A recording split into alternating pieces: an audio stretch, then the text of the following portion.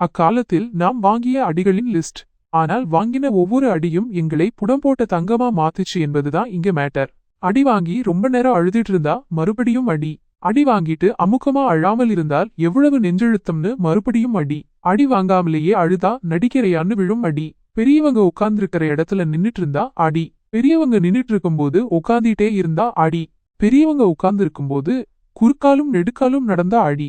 விருந்தாளிக்கு சமைத்ததை முன்னதாக சாப்பிட்டா அடி. தட்டுல சோத்த வச்ச பிறகு சாப்பிட மாட்டேன்னு அடம்பிடிச்சா அடி. சூரியன் மறைஞ்ச பிறகு லேட்டா வீட்டுக்கு வந்தா எங்க சுத்திட்டு வர்றேன்னு அடி. எப்ப பார்த்தாலும் மூஞ்சிய தூக்கி வச்சிட்டு இருந்தா அடி. ரொம்பவும் துள்ளி குதிச்சாலும் அடி. சின்ன பசங்களோட சண்டை போட்டு ஜெயிச்சிட்டேன்னு கூவினா அடி. ரொம்பவும் மெதுவா சாப்பிட்டா அடி. அவசரமா அள்ளி போட்டு சாப்பிட்டாலும் அடி. காணாதது கண்டது போல கண்டமேனிக்கு சாப்பிட்டால் அடி. தட்டுல போட்டதை முழுக்க சாப்பிடாம இருந்தால் அடி. சாப்பிட்ட பிறகும் தட்டை சுரண்டிட்டு இருந்தால் அடி. பேசிட்டே சாப்பிட்டா அடி. பெரியவங்க எழுந்த பிறகும் தூங்கிட்டு இருந்தா அடி. விருந்தாளிங்க சாப்பிடுவதை பார்த்தால் அடி. தடுமாறி நடந்து விழுந்தா அடி. பெரியவங்கள முறைச்சு பார்த்தா அடி. சாப்பிட்ட தட்ட சரியா கழுவலைன்னா அடி. கழுவின தட்ட ஒழுங்கா வைக்கலன்னா அடி. நகத்தை கடிச்சா அடி. குளிக்காட்டி ஒரே அடி.